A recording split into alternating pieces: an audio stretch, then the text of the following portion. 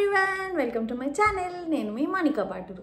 ఈరోజు వ్లాగ్ ఏంటంటే మా journey from India to US అనమాట. Our first international flight journey. So without getting late, let's get in to the video.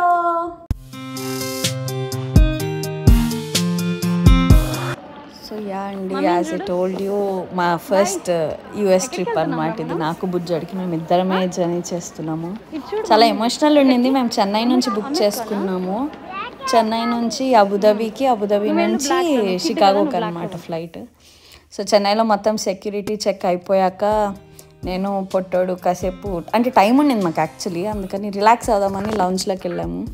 మావాడి ఇంట్లో లైట్గా మ్యాగీలో కారం వేసినా కారం అంటాడు, కానీ ఆ రోజు ఎయిర్పోర్ట్లో నూడిల్స్ మటుకు తిన్నాడు కారం లేదని చెప్పి.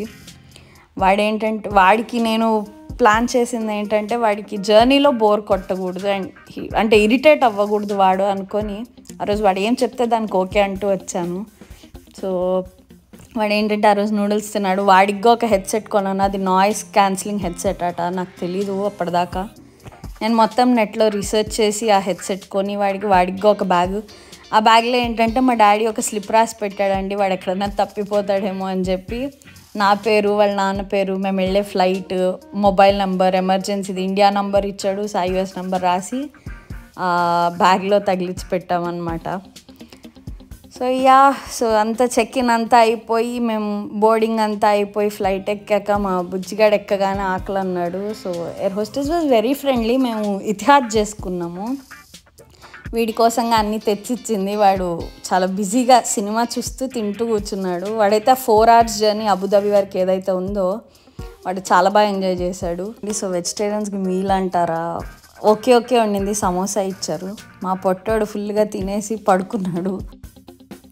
మా జర్నీ చెన్నై టు అబుదాబి ఏదైతే ఉందండి, ఆ 4 hours జర్నీలో వీడు ఒక 2.5 hours ఏమో హాయిగా పడుకున్నాడండి.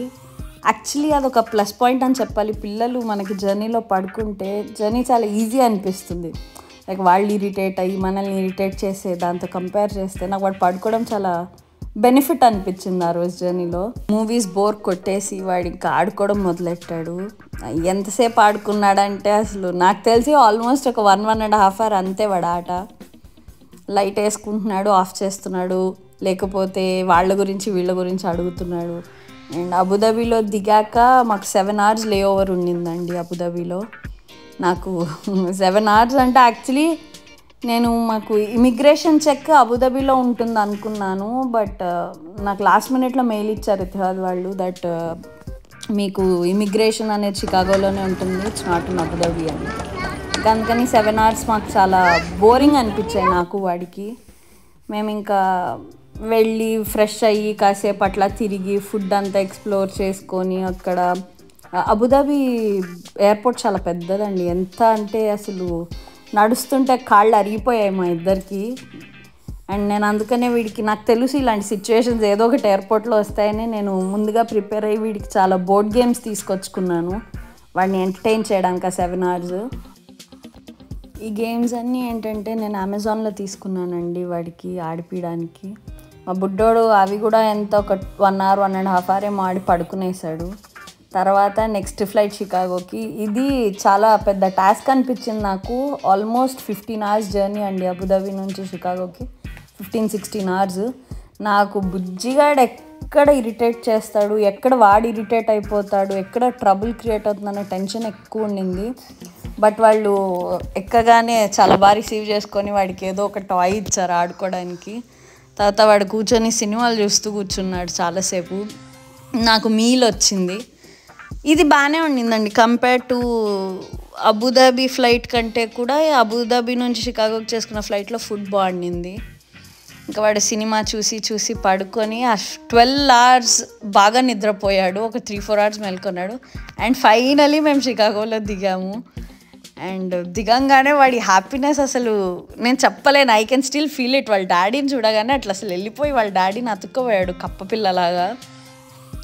వచ్చి ఇంకా రాగానే మేము వచ్చిన రోజు -35 ఉండిందండి. మేము ఉండేది విస్కాన్సిన్లో.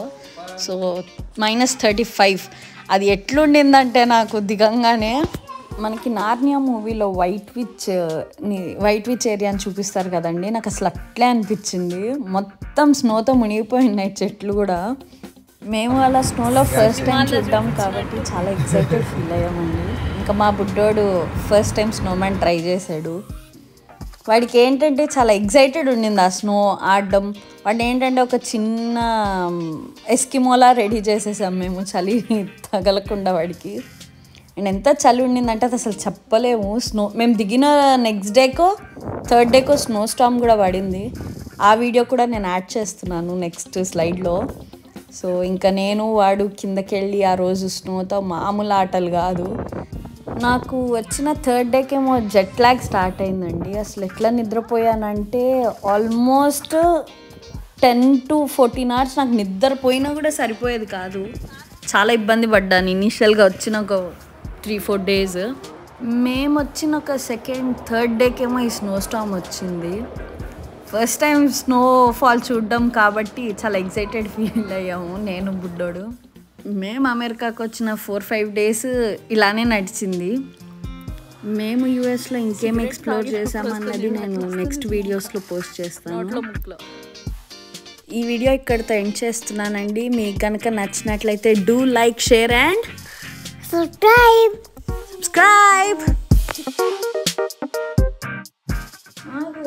Hello, welcome to my channel. Hi everyone, welcome to my channel. Subscribe చేయండి. అప్పుడే సబ్స్క్రైబ్ చేయాలా? ఏం చేయమంటావు? వచ్చి చెప్పు. సబ్స్క్రైబ్ చేయండి. సబ్స్క్రైబ్ చేయండి.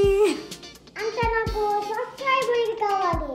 సబ్స్క్రైబర్ కావాలట వాడికి. బెల్ ఐకానా చెప్పు. Bell icon. ఏం సార్ బెల్ ఐకాన్ని నొక్కాలి. అక్కడ చెప్పు. బెల్ ఐకాన్ నొక్కాలి. అయినా యూట్యూబ్ ఛానల్స్ ఇలా నొక్కాలి. సో యూట్యూబ్ ఛానల్స్ మీకు కావాలి. వస్తాయి.